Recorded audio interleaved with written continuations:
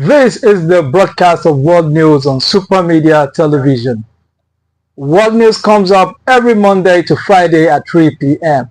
You can also follow us on Facebook at Some TV and on YouTube at Super Media TV. Now, the major headlines. Criminals are looting millions from ATMs in Europe. Here is why Germany is a prime target. Moldova's pro-Western president wins second term in runoff overshadowed by Russia's meddling claim. My name is Abraham Minor Joda. Now the news in full. Criminals are looting millions from ATMs in Europe. And here is why Germany is a prime target. In the early hours of Thursday, March 23, 2023, residents in the German town Kronberg were awoken from their sleep by several explosions. Criminals have blown up an ATM located below a block of flats in the town center. The attack caused severe damage to the building and forced the evacuation of its inhabitants. According to local media reports, witnesses saw people dressed in dark clothing fleeing in a black car towards a nearby highway. During the heist, thieves stole 130,000 euros in cash. They also caused an estimated €500,000 worth of collateral damage, according to a report by Germany's Federal Criminal Police Office, BKA. Rather than staging dramatic and risky bank robberies, criminal groups in Europe have been targeting ATMs as an easier and more low-key target. In Germany, Europe's largest economy, thieves have been blowing up ATMs at a rate of more than one per day in recent years, in a country where cash is still a prevalent payment method. The thefts can prove incredibly lucrative, with criminals pocketing hundreds of thousands of euros in one attack.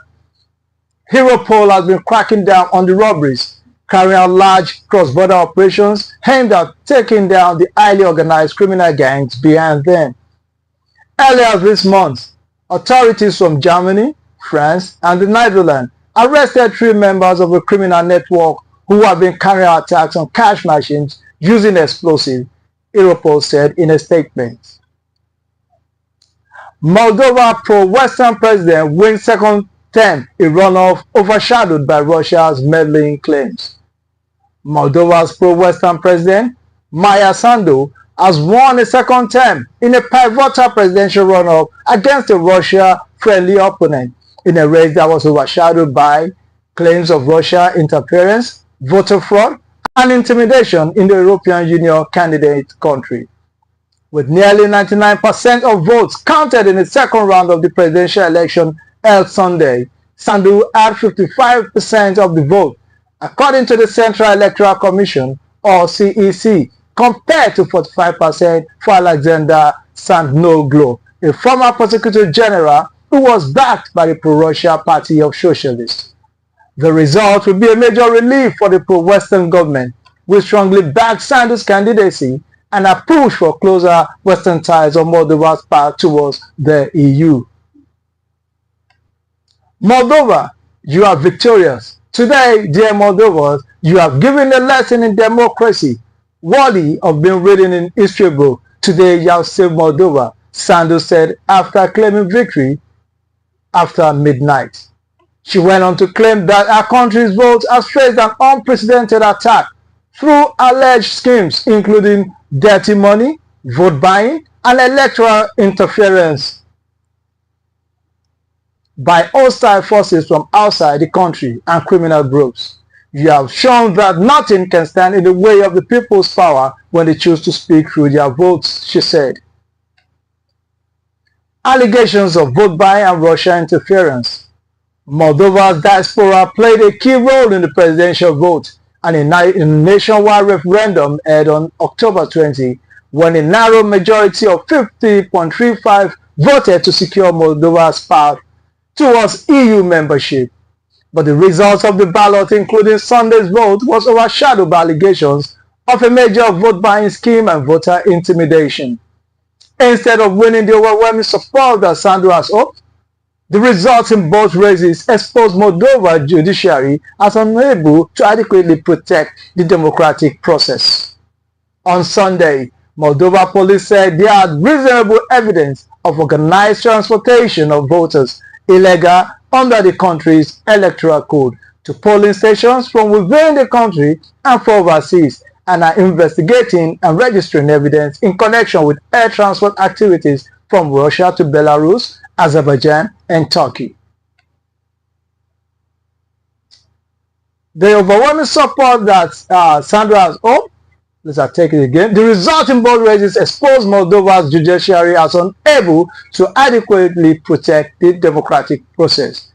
On Sunday, Moldova police said there are reasonable evidence of organized transportation of voters illegal under the country's electoral code to polling stations from within the country and from overseas, and are investigating registering evidence in connection with air transport activities from Russia to Belarus, Azerbaijan, and Turkey.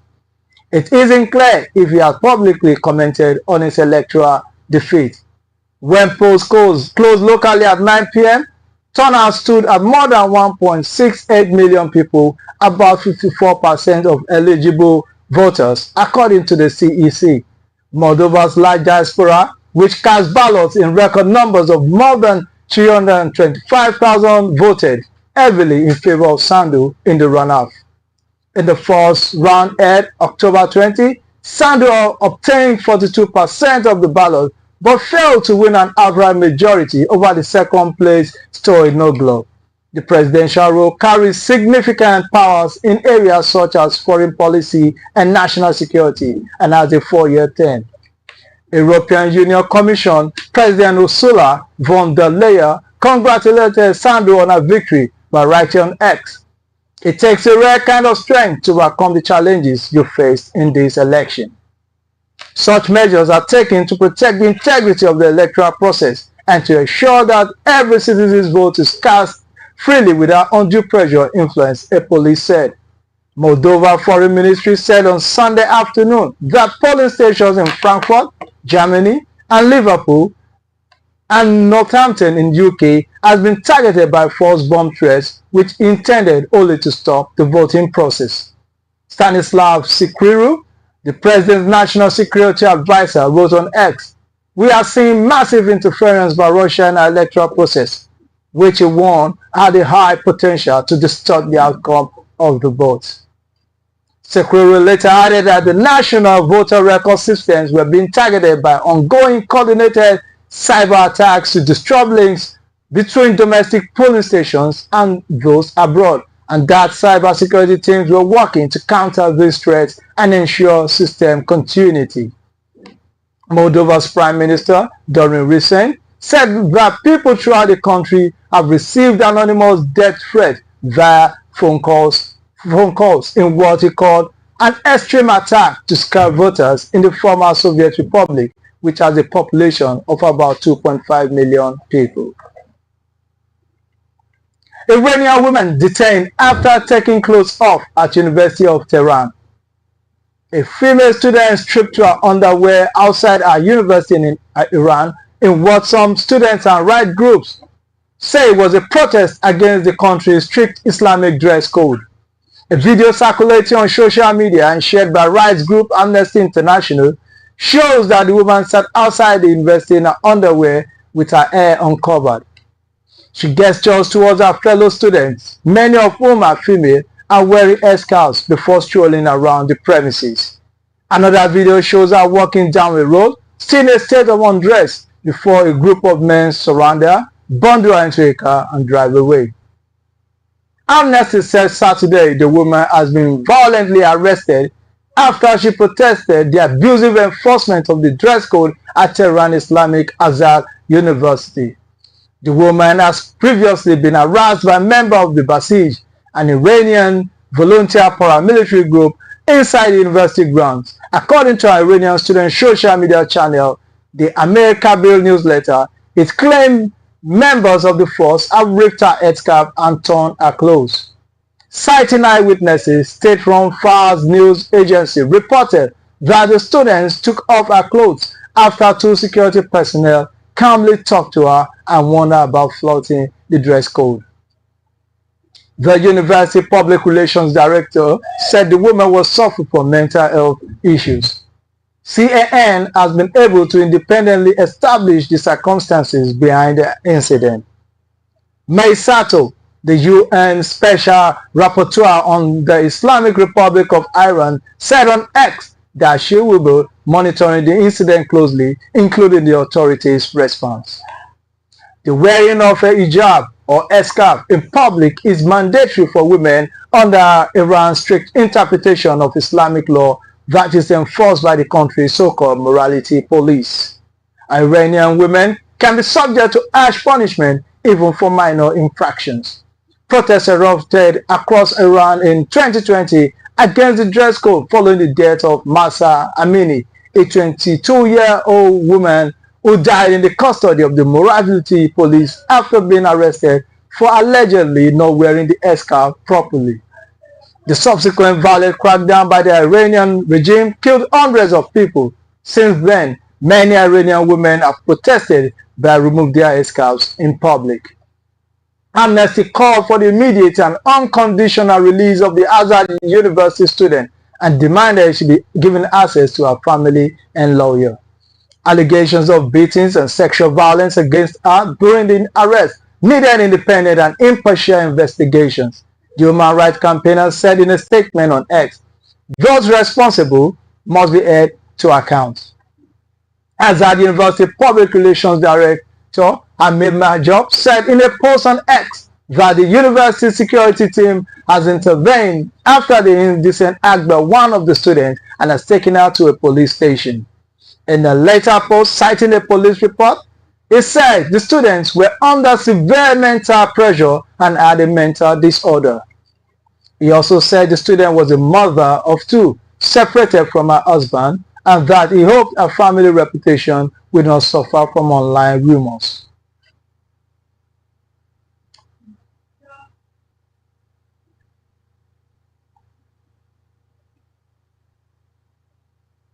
Thank you. Now we're going to a report, and it's going to be when we will know the results of the U.S. presidential election. And calling the Harris-Trump race could take days. Here is what to know about the presidential and congressional results. Over the last 25 years, Americans have regularly found themselves up into the early morning hours waiting for news organizations to make the decisive call of the last state needed to put a presidential candidate in the White House, and to learn who controls Congress and to learn who controls Congress. A moment like this on election night in 2000 led to our common language of Republican states as red states and Democratic states as blue states. As the U.S. watched the Meet the Press host Tim Russert on NBC Talk late through the night about what was happening in Florida. It is extremely unlikely that we will know the winner of the presidential contest on election night, as Kamala Harris and Donald Trump are virtually tied in the polls, and the odds that the race comes down to a small number of swing states is high. So when we would know who won the US election? Well, that depends on how close things turn out to be. 4 swing states, Arizona, Nevada, Pennsylvania, and Wisconsin, have absentee ballot procedures that can require days to conclude. But if Harris has decidedly won the other swing states, it is enough to declare her the victor. Any other result will take time. Now, why do U.S. news organizations make the call? News organizations call a winner. They do not determine a winner. Officials in the elections office who count votes and certify election results determine the winner. That certification happens days or even weeks after an election. News organizations convey the moment it has become plain from what those election offices have said that the mathematical results of the vote count show a winner. Our standard is absolute certainty, said David Scott, head of news strategy operation at the Associated Press. We don't declare a winner until we are 100% confident that the trailing candidate can't catch up. The guidance follows the Associated Press in calling an election. Next, how do news organizations make their calls? The AP and other election night news organizations such as CNN, NBC, ABC, Fox News and some TV maintain a decision desk and use a model to project how the vote count will unfold state by state. Some are now relying on Decision Desk HQ, an independent organization set up specifically for this task. News organizations have gotten a lot more nervous about making early calls because they don't want to have to take a call like they did in 2000, said Mike Werner, a professor studying elections at the University of Wisconsin. The decisions about when to call are made by statisticians and not news anchors. It is not Sean Hannity making that determination. When I said, it is not Robert Murdoch making that determination early. It is the people in the room doing the analysis, making that determination about whether the elections can be called. The calls of different networks may differ in timing because each uses a model that is independent of others. Different analysts may make conclusions at different times. When did we know the results in 2020? Joe Biden was declared the winner on Saturday, 7 November, 4 days after the election. The president crossed the electoral vote threshold that day when media outlets called Pennsylvania and Nevada. Michigan and Wisconsin were both called the day after the election, but Arizona wasn't called until 12 November, North Carolina until 13 November, and Georgia on 19 November after a recount. Will results be faster or slower than 2020? That depends on the margins in each state. According to Protect Democracy, a non-partisan group, we will generally see results faster than in 2020 if the margins in a state is greater than 0.5%. They draw this conclusion because there will be significantly fewer mail ballots than in 2020, and states will be able to count them faster. 3 states also expand the pre-canvassing of mail ballots before election day that didn't in 2020: Arizona, Georgia, and Michigan. And 3 states have an earlier deadline for when mail ballots must arrive than they did in 2020: North Carolina, Nevada, and Pennsylvania. Protect Democracy said in a recent report that its best guess was that results will be called in Michigan and Wisconsin 1 full day after polls close, the same speed as 2020. It also guesses that Pennsylvania will be called faster than in 2020 when it took 4 days. Nevada will be called in the same amount of time or faster than 2020 when it took 4 days, and Arizona will also be called in the same amount of time or faster than 2020 when it took 9 days. North Carolina and Georgia will both be called faster than 2020, the organization guesses. What could prolong results? If the margin in states is smaller than 0.5%, or if any states require recounts, results could be prolonged. News outlets will generally not call states until the results of a recount. For Arizona and Nevada in particular, it is very unlikely anybody is going to call those races on election night, McCoy said. That's the way those states have worked for a very long time, and so that's very much expected. If another swing state is as close as Georgia was in 2020, you are just waiting. That's not something that you're going to get ahead of and make a projection that is just too close to call, and so you're just waiting for the votes to come. Pennsylvania is particularly challenging because by law, local election office can begin opening envelopes and tallying mails-in ballots until the days of the election. Wisconsin, another swing state, has a similar restriction and may not report complete results until nearly Wednesday morning. Some states permit absentee ballots to be counted as much as 10 days after election day. Of the swing states, only Nevada has a meaningful delay. It can accept mails-in ballots up to Saturday after election day, as long as they are postmarked by 5 November. If there are legal battles over which vote to count, they could also delay results. There are currently numerous pending lawsuits in a number of swing states concerning the canvassing of certain ballots, including the late arriving ballots and overseas ballots. If a state has results like Florida in 2000, where a 3-digit number separates 2 candidates, the results may come down to military absentee ballot and possibly provisional ballot. Typically, only about half of provisional ballot counts, but in a close race, you will see a mad scramble for political teams to find the people who cast those votes to cure them, which usually involves bringing proof of identification and registration to an elections office. What state will provide results first this year? It's likely that news organizations will call several East Coast states first, where one candidate has a clear advantage over the other. Obviously, there are some states that are going to be basically called at full closing, said Drew McCoy, president of Decision Desk HQ. There will be some that are called, once you start to see the first votes coming, and that tracks with historical precedents.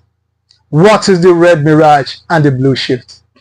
The phrases red mirage and blue shift refers to the same phenomenon in which a Republican candidate appears to have a lead early in the evening only for the urge to disappear as more votes are counted. In 2020, mail-in ballots heavily favored Democrats, which Republicans were far more likely to vote in person.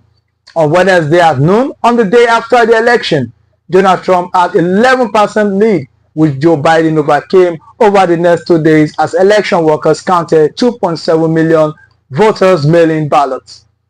The AP and other news organizations knew how many absentee ballot voters had returned and knew how many had been requested by registered Democrats and refrained from calling the race for Biden until those ballots were counted.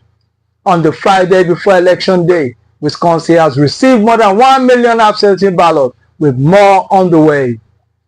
In the two most populous counties, they don't finish counting until 1 a.m. or 2 a.m. when I said. So several thousand votes come in, under the cover of darkness, and they happen in two most liberal counties in the state.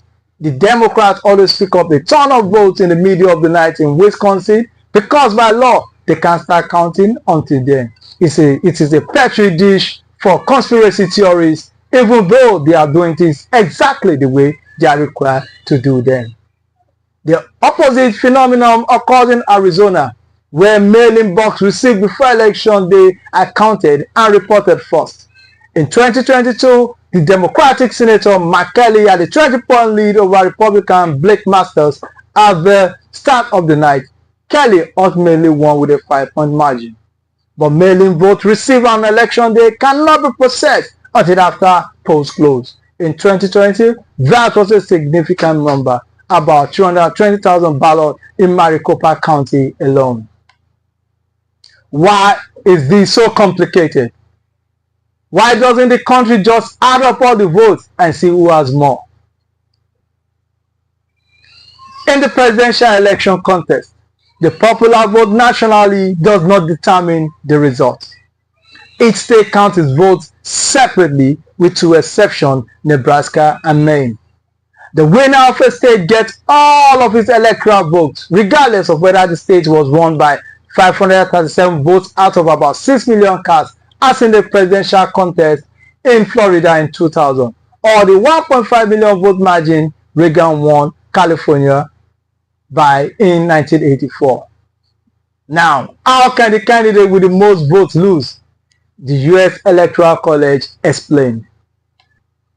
Each state has a number of electors based on the number of congressional districts it has, plus 2 additional votes representing the state Senate seat. Washington, D.C. has 3 electoral votes despite having no voting representation in Congress. It takes 270 electors to win. Biden won by 51 to 47% in 2020, a margin of about 7 million votes. The electoral count was 306 to 232, winning about 57% of the electors. When will we know who controls Congress? Individual congressional races will be called as votes comes in. But with 435 races across the country, some are bound to be too close to call on election night. Depending on how many, it may not be obvious for some time which party controls Congress, McCoy said. There's always kind of like 1 or 2 races that are just, ridiculously close, and it just goes to a recount or whatever the process may be, McCoy said. It's very much about waiting for the data and see what it tells you, not getting in front of that. That is the biggest rule, is never going to get in front of the data. Stay tuned. We are taking a brief commercial break. Don't change the channel. We'll be right back with more exciting updates on Super Media Television.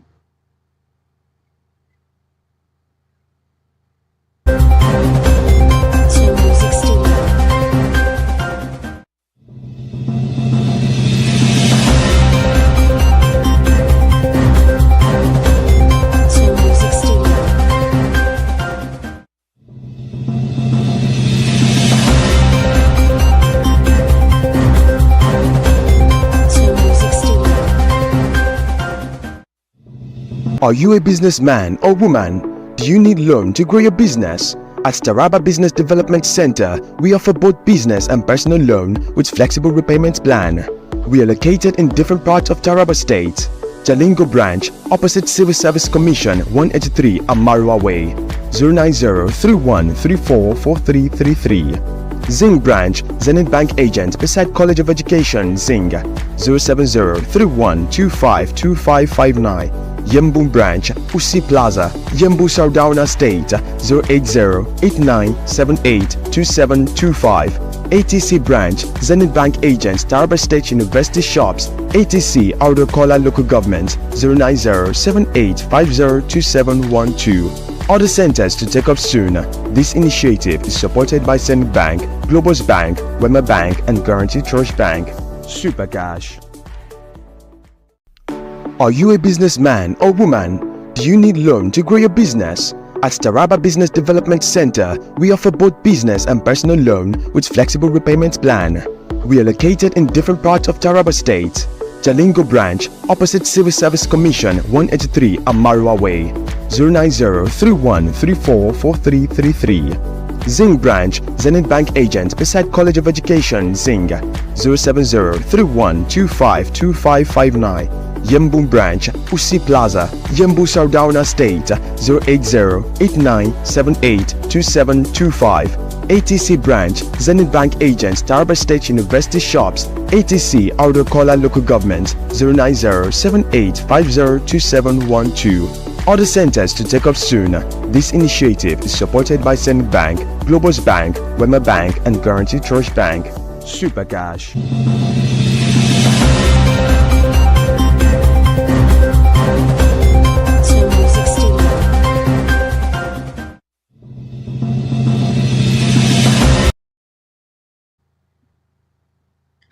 Welcome back.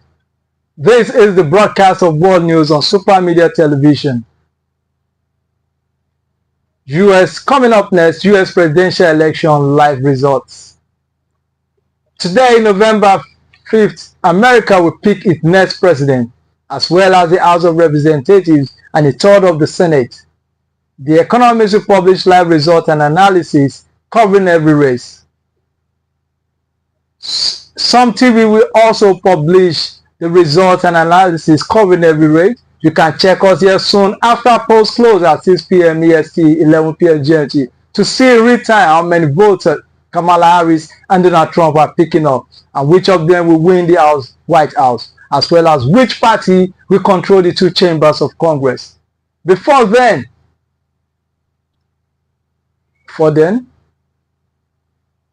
now what to watch? This year, given large numbers of people who have voted early, many expect the counting to be slow. Officials, however, insist that vote tallying will be faster than in previous years. The results could be known just a few hours after polls close across the country, as they were for 7 of the past 10 elections, or they could take days to become clear. The first state to conclude voting will be on the East Coast. 6 states, including the key battleground of Georgia, will finish voting statewide at 7 p.m. EST. By 8 p.m., 90 more states will have joined them, and a flurry of data will be published.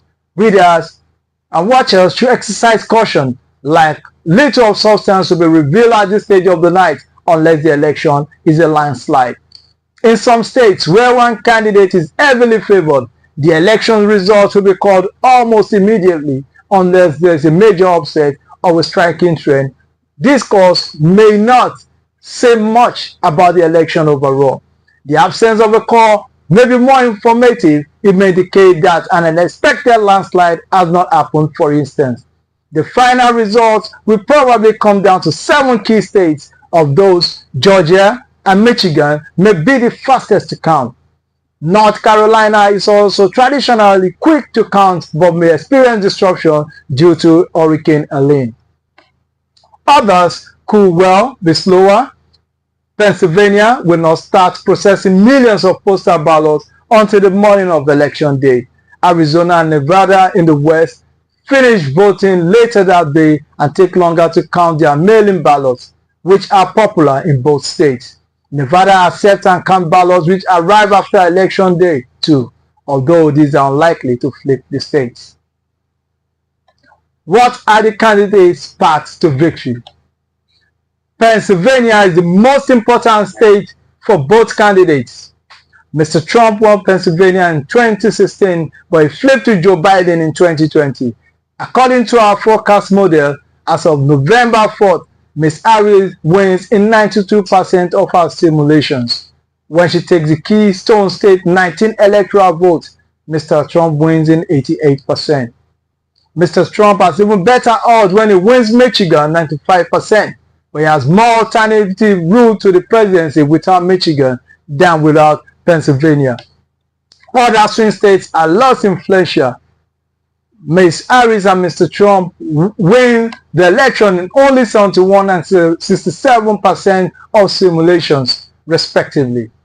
When they win Nevada, a state with only 6 electoral votes, the most likely outcome occurring in 90% of our simulated elections on November 4th is that Trump will win all 7 swing states and go on to win the presidency. The second most likely is the exact opposite. Our model gave Ms. Harris a 9% chance of sweeping the 7. The third will give all of the swing states except Nevada to Mr. Trump. That could be a repeat of the 2016 result. But based on all of our model scenario, the race is a toss-up. Neither candidate has a lead big enough to offset the kind of polling errors seen in the previous presidential elections. Now to world news. Quincy Jones, the celebrated U.S. musician and producer who worked with Michael Jackson, Frank Sinatra, Ray Charles, and many others, had died at the age of 91. Jones' publicist, Arnold Robinson, said he passed away peacefully on Sunday night at his home in Bel Air.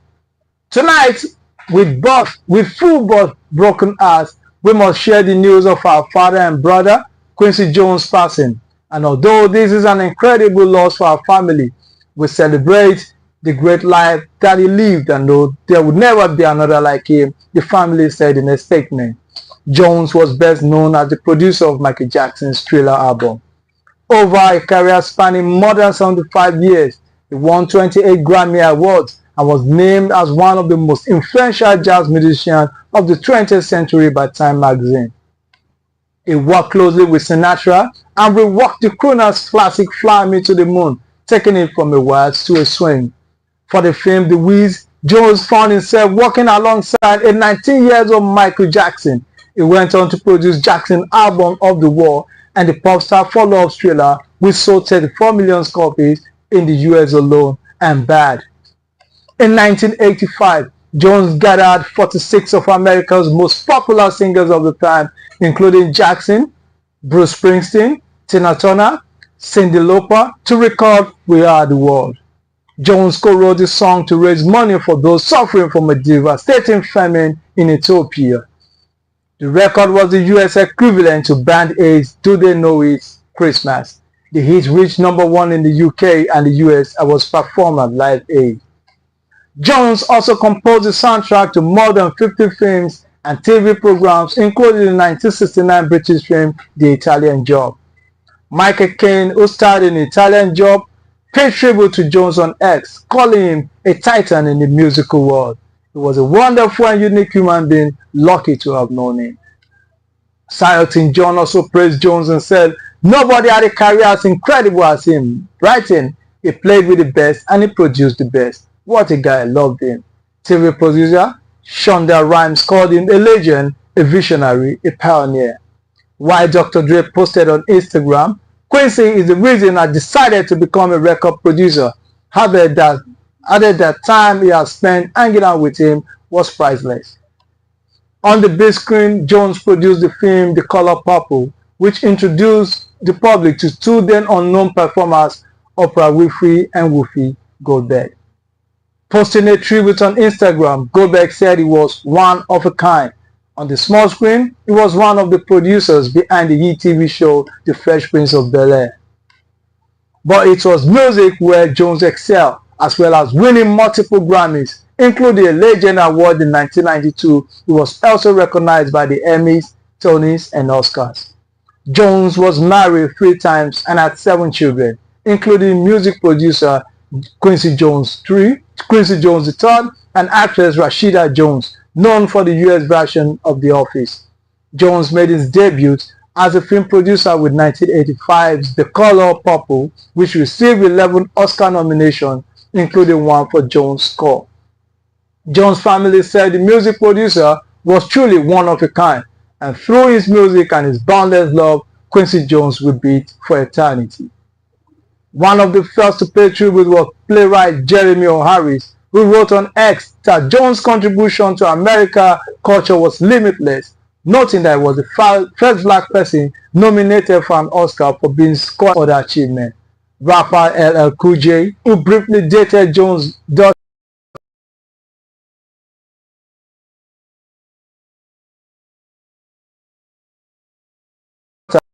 mentor, role model, king, you gave me opportunities and shared wisdom. Music will not be music without you. Singer Victoria Monet says the Jones legacy will live on forever and ever. And musician Niles Rogers posted on X, rest in power. Ice-T also paid tribute and wrote, Genius is a description loosely used but rarely desired. Quincy was the man. I won my first Grammy with Quincy and I live with his wisdom daily. Singer Darius Rucker said, we have lost one of all-time greats, while British DJ Tony Blackburn wrote on X that Jones was a musical genius. Montreux Jazz Festival CEO Matthew Jetton, who worked alongside Quincy for many years, said the spirit of Jones will forever resonate with the festival's history. He added that Jones, as a co-producer in the 1990s, helped elevate the festival to new heights. Slavery reparations, not about transfer of cash, says Lamy. U.S. Foreign Secretary David Lamy has said the concept of reparations for former colonial nations affected by slavery is not about the transfer of cash. In his first comment, since 56 Commonwealth leaders signed a statement saying the time has come for a conversation about reparations, Lamy told the BBC that that was not the debate people are wanting to have. The UK government previously ruled out paying reparations for slavery, and Downing Street said its position included other forms of non-financial reparatory justice too. Lamy said the UK will instead look to develop relationships with African nations through sharing skills and science. During his first visit to Africa as Foreign Secretary, Lamy said reparations were not about money, particularly at the time of the cost of living crisis. Reparations are measures to make amends for past actions deemed wrong or unfair and can range from financial to symbolic. Caribbean nations have made a 10-point plan for reparatory justice in which they call for a full formal apology, education programs, healthcare, and direct monetary payments. Speaking in Lagos, a Nigerian port city once central to the transatlantic slave trade, the Foreign Secretary said the period was horrific and horrendous and had left scars. I am the descendant of enslaved people, so I recognize that. Lamy said it was right that an apology had been made, and we commemorate the abolition of the slave trade when Labour was last in power. The UK has never formally apologized for the role in the slave trade, though in 2007, then Labour Prime Minister Tony Blair said, well, actually, I've said it, we are sorry, and now. The British government and the monarchy played a key role in the century-long slave trade from 1500 along other European nations. Britain also had a key role in ending the trade through Parliament's passage of a law to abolish slavery in 1833. Lami's remarks followed the discussion of preparation at the Summit of Commonwealth Leaders in Samoa in October, amid growing calls from Commonwealth head of government to pay reparation for the country's role in the slave trade. Downing Street has insisted the issue would not be on the table. But Sir Keir Starmer later signed a document calling for talks on repatriatory justice alongside other Commonwealth leaders, though he said there have been no discussion about money at the meeting. Lamy said he believed developing nations will benefit as part of that through things such as transfer of technical skills and science expertise from the UK. Lamy spoke to the BBC at the beginning of a trip in which he will visit Nigeria and South Africa, among the continent's biggest economies. He said the UK needed a new approach to Africa and that he wanted to launch a 5-month consultation period with African nations. He said much has changed since the last Labour government, where the focus was largely on development. He said he hoped to see more partnership between the UK and African nations. What I've heard is that the UK has stepped back somewhat over the last few years. There's much that I think we can do together over the coming months and years. Asked about other issues relating to Africa, Lamy said the conflict in Sudan was of tremendous concern and that he planned to make it the conflict in Sudan was of tremendous concern and that he planned to make it a priority in November when the UK has the role of the United Nations Security Council. He said the loss of life was unbelievable and outstripped other conflicts around the world and planned to raise the humanitarian situation and plan for a peaceful outcome. He added that it has been a huge concern that Sudan has not commanded the international attention that it requires, given the huge implication in Africa and beyond. Mystery fires were Russian test run to target cargo flights to US. A series of parcel fires targeting courier companies in Poland, Germany, and the UK, while dry runs aimed at sabotaging flights to the US and Canada, Polish prosecutors say. Katarzyna Kalodziejska revealed last month that 4 people have been arrested and authorities across Europe were investigating the incident. Western security officials have told US media they believe the fires were part of an orchestrated campaign by Russia's military intelligence agency, the GRU. Russia denies being behind acts of sabotage, but is suspected to have been behind other attacks on warehouse and railway networks in the EU member states this year, including in Sweden and in the Czech Republic. Ms. Kalodziejska said in a statement that a group of foreign intelligence saboteurs have been involved in sending parcels containing hidden explosive and dangerous materials via courier companies. These parcels then simultaneously burst into flames or blew up. Western officials believe this fire originated in electric message machines containing a magnesium-based substance. Magnesium-based fires are hard to put out, especially on board a plane. The group's goal was also to test the transfer channel for such parcels, which was ultimately to be sent to the United States of America and Canada, Ms. Kalodziejska said. On 3 days in July, fires broke out in a container due to be loaded onto a DHL cargo plane in the German city of Leipzig, at the transport company near Warsaw, and at Minworth near Birmingham, UK, involving a package described as an incendiary device. The incident at Jablonów near Warsaw took 2 hours to extinguish, according to Polish report. UK officials have given few details about the Minworth fire on the 22nd of July. Last month, the Guardian newspaper reported that counter-terrorism police were investigating whether Russia's spies planted a device in a parcel that later caught fire at DHL warehouse. This parcel is believed to have arrived by air.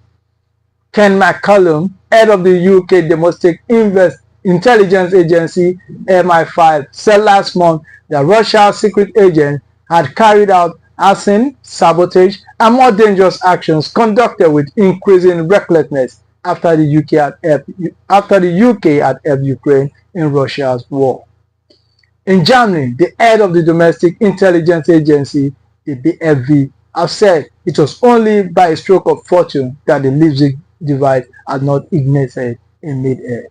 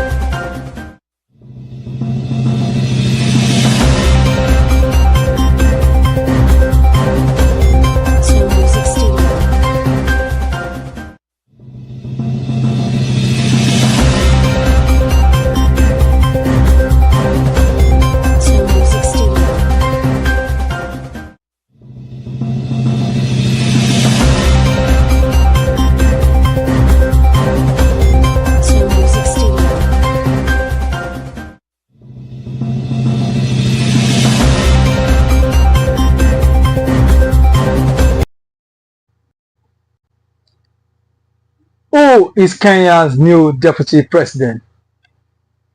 Kithure Kindiki has been sworn in as Kenya's new deputy president after senators ousted Rigathi Gachagua in a dramatic series of impeachment votes a fortnight ago. A legal attempt by Gachagua to delay the swearing ceremony failed on Thursday. Kindiki, a 52-year-old former law professor, has been serving as President William Ruto's interior minister for the last 2 years.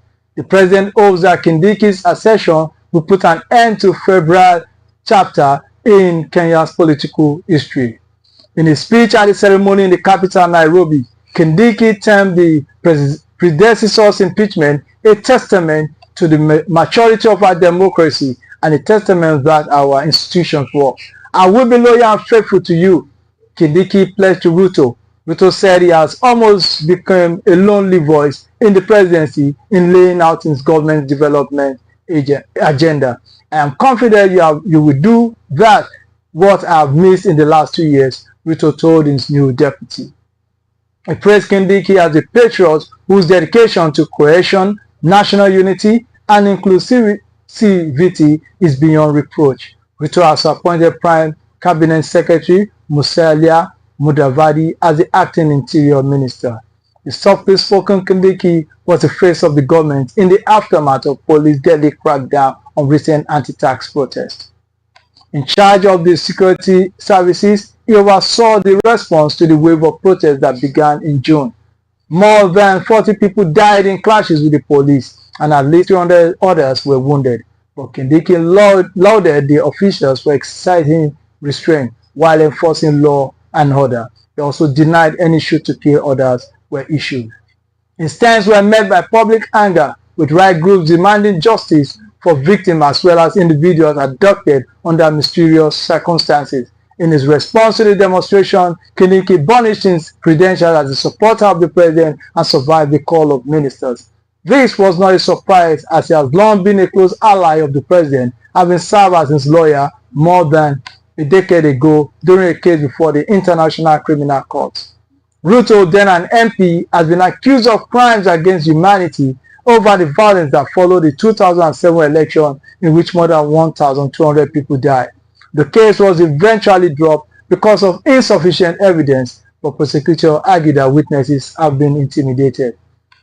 Kindiki is like Gachagua from the Mount Kenya region and will be able to show up the president's support in that area in the wake of the impeachment.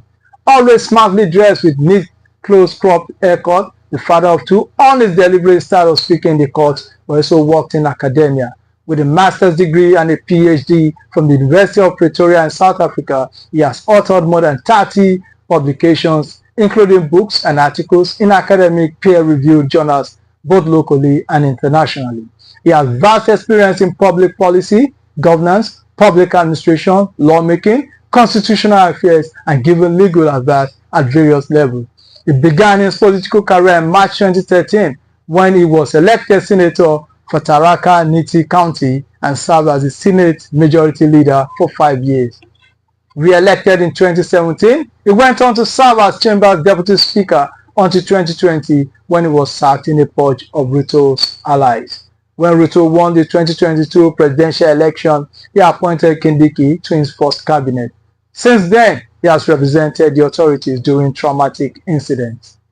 Last year, hundreds of bodies who have starved to death were uncovered in a remote forest. It is alleged that self-styled pastor Paul Mackenzie had encouraged them to stop eating. Currently on trial, denies the charging. In the wake of the grim discovery of the bodies, Kindiki was on site and describing the incident as a massacre. Last month, he was at a school where 17 pupils had died after a dormitory fire. The minister promised full accountability for all whose action or inaction contributed to this tremendous loss. In 2020, there were some who thought Kindiki would be named as Ruto's deputy, but Gachagua claimed the position as he brought with him considerable influence and wealth. Ruto later said that he missed the chance to be deputy president by a whisker.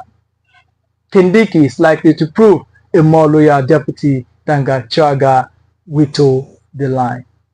That's all for this edition of World News. World News comes up every Monday to Friday at 3 p.m. From Super Media Television. You can also follow us on Facebook at Some TV and on YouTube at Super Media TV. I am Abraham Maina Joda. Thank you for joining us.